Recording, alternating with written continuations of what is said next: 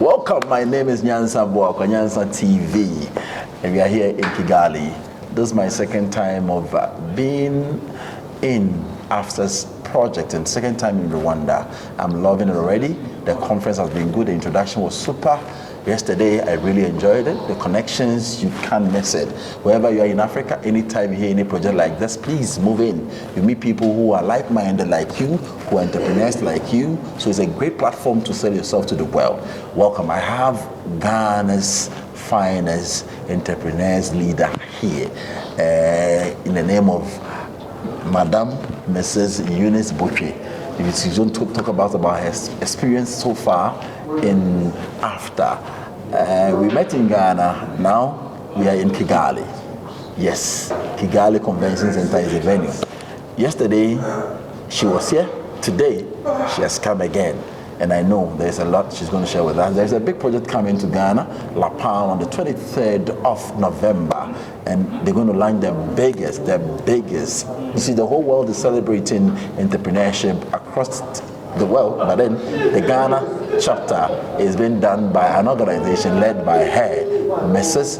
Eunice Botwe. That is Africa Entrepreneurs Alliance. That is the name of the organization. Now they are doing Ghana Entrepreneurship Week Conference, and that is why she is here to invite most of the great speakers to join us at La Palma. That is the reality. So I am here to talk to her. I'll be right back as we start the conversation.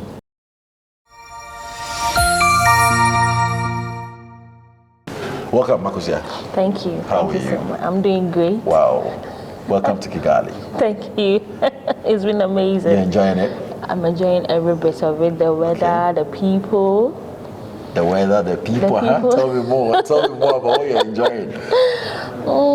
It's a great place. Have you moved in town? Have you checked around? Yes, I've seen the place.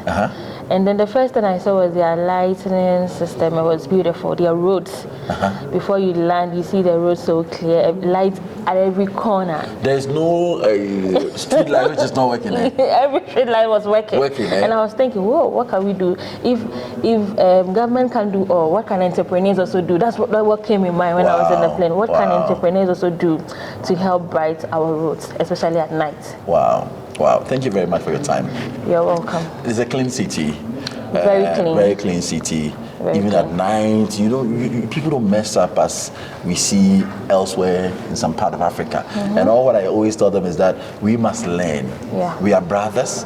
Anything you have, that stuff in Ghana that Rwanda can also learn from. Yes. You see, I've seen a very hospitable area when it comes to they receive you with all gladness. So we have that in Ghana. There are things. I have a military officer that was brought from Ghana to come and train the people here.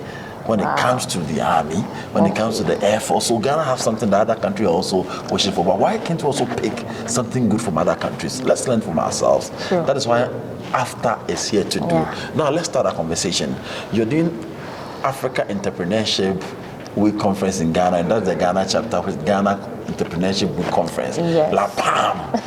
Of course. Almighty La Palma is where it's happening. Yes. Talk to us about it. Why are you here finally? So I'm here for the conference to meet the great people, great entrepreneurs, to network with them and also let them know about our project. So it's the Ghana Entrepreneurship Week Conference. The world is celebrating entrepreneurs. So as Ghanaians, we also need to rise, educate ourselves, inspire ourselves. We come together and then show that yes, we are entrepreneurs. We are doing a lot for ourselves, our community, and the nation. We always say that entrepreneurship is the backbone of every economy, and we are doing very great. So this moment, we are not sitting back. We are not hiding in our corners. We are all coming out together as entrepreneurs. So let us know each other. Let us connect. Let us find helps among ourselves. Let us build that edge among ourselves. And you, the young ones out there, you are not left out. We want to go to the tertiary schools to invite them as well. Okay. They need to come see what is happening. We need to train their minds that when they come out, they are not coming out to seek for a job, but they are coming out with confidence, much confidence in themselves that I am going to be an entrepreneur. I am going to start. If this has done it, I can do it. If I have done it, you can do it more. Okay. So there's statistics about unemployment in Ghana. Yeah. Again, I know some other countries are also having the same challenge. Tell me, what's the way out? I think the way out now is to train our minds. Train the minds of the younger ones that even before they get into tertiary, they have a mind of entrepreneurs. They are not waiting for somebody to employ them. Even if you are studying medicine, if you are studying agriculture, if you are studying journalism, whatever you are studying, let entrepreneurship be at the palm. Let it be in your mind. Don't think it's for a certain group of people. Let them feel that no matter who I am, no matter where I am, I can do something to help the economy. That is it. Wow. So don't just study for example, let's say the medical student, don't just study that and go into that field. You could also be producing something. You can even have more knowledge about your products, the tools that they use. Don't leave it to us. You can also start producing them, you can importing them, and you end up employing someone. To be doing that. Yes, and then Wow. we are trying to break all this unemployment, youth and all that. Yeah. Okay, so every year research has shown that 60,000 students, tertiary graduates out of the universities. Now, out of this number, within the period of 3 to 4 years, we have only 50% of this number, with about 30,000, get employment. Yeah. It means that we have excesses of 30,000. Yeah. And it's a major problem. So I'm not surprised that Galamsey has taken over our waters, because people are home. Yeah. If they are hungry, they have to find something to do.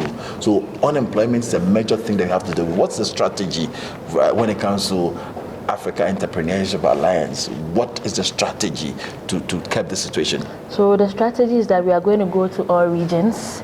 We are going to start from the schools. We are entering every corner to bring them together and then still preach entrepreneurship.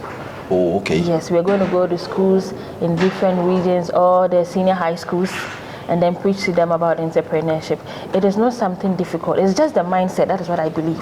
If you put your mind to it, you can do it.